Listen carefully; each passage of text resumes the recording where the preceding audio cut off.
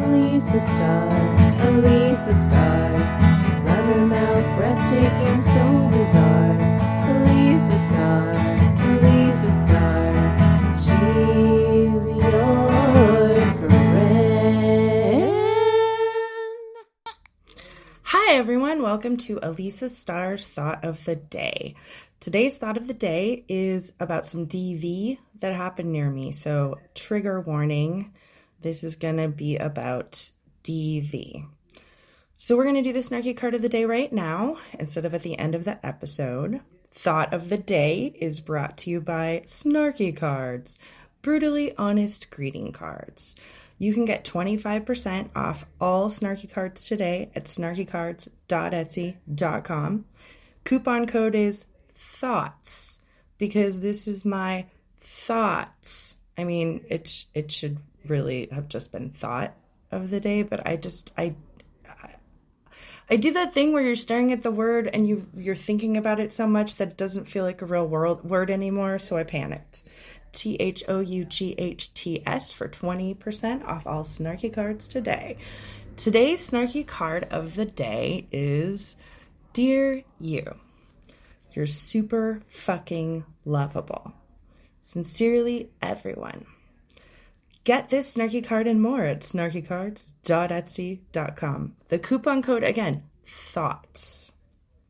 Okay, here's the thing that happened last month. So I was cleaning the cat box on the porch. Across the street, I could hear a person being beaten. It didn't sound like a beating. It sounded like someone using a whip.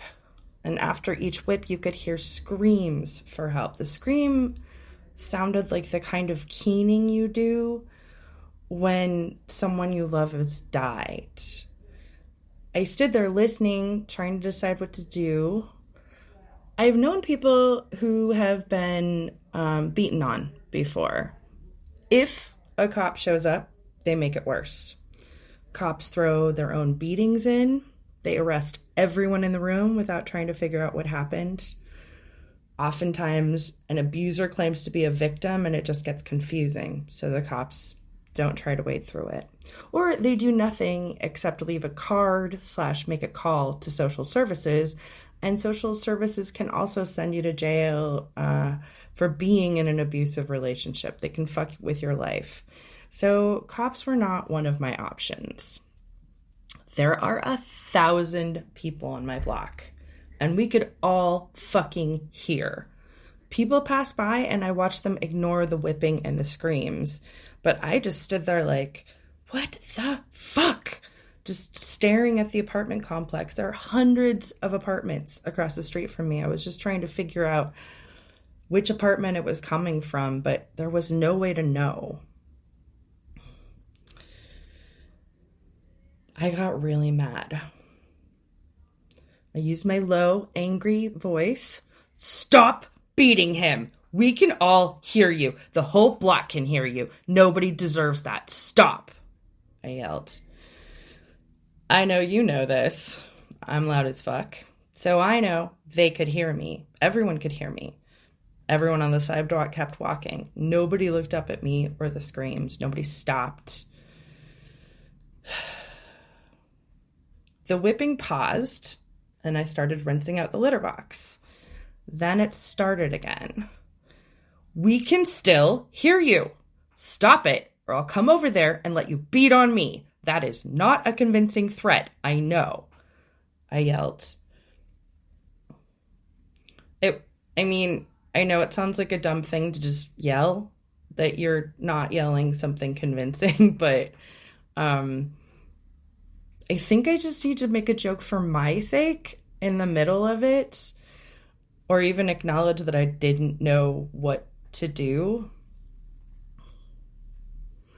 So it was quiet, and then I stood there, and because I was standing on my porch with my hands on my hips, everyone anybody looking out a window could tell who I was and what I was doing. So I wondered if somebody was getting ready to shoot me or their partner. And the thought of getting shot didn't scare me. It just made me curious about what was going to happen next. And I was too mad to stop anyway. I was done with the litter box by now, but I stood there on the porch making sure that they stopped for good. They started up again. I screamed again, "Stop beating them. It makes you look like an asshole. I can yell all day. We can hear you. This is fucked up." Okay, it was quiet again. I waited for a gunshot again. The argument continued between whoever was hurting whoever, but there was no more whips, no more pleas. I was still on the porch making sure that I didn't have to yell again. I let them fight. People fight. Then the pleas for help and the belt started again. God, I hope it was a belt. "You think you're so strong? This doesn't make you strong. It's weak. Beating on someone crying for help makes you weak." And then the block was silent for good. Americans are too lazy to bother killing each other with knives or pillows. Guns are just the American way. So a minute after the screaming had passed and I hadn't heard shots or been shot, I assumed the victim and I would live past this. I didn't hear any more screaming or whipping, and I haven't since then. But I have obsessed over whether I hurt or helped over and over and over. I asked my friends. At night, I was like, hurt, help, hurt, help, hurt, help, hurt, help. I mean, the cries I heard were so primal. I wouldn't know what kind of a person they belong to. Old, young, any kind of racial accent, sex, gender, whatever, anything. I had no clue. And like I said, there are hundreds of apartments in that building. And even if I could find the victim/perpetrator, like, what would I say? "I yelled at you. Did it help?" I mean, that's not even a reasonable...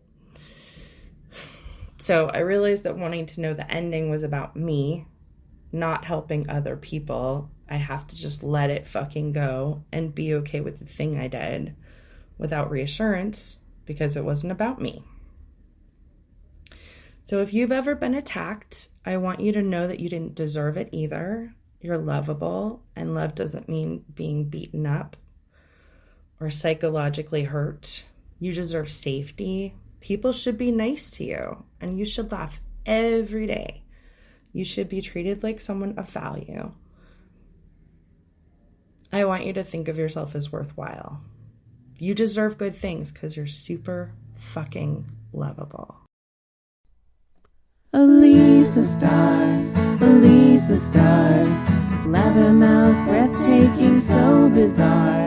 Elise a star, Elise a star. Trying to get you to laugh at your scars. Elise a star, Elise a star. Tells you what's up wherever you are. Elise a star, Elise a star. She is a booby blabbermouth who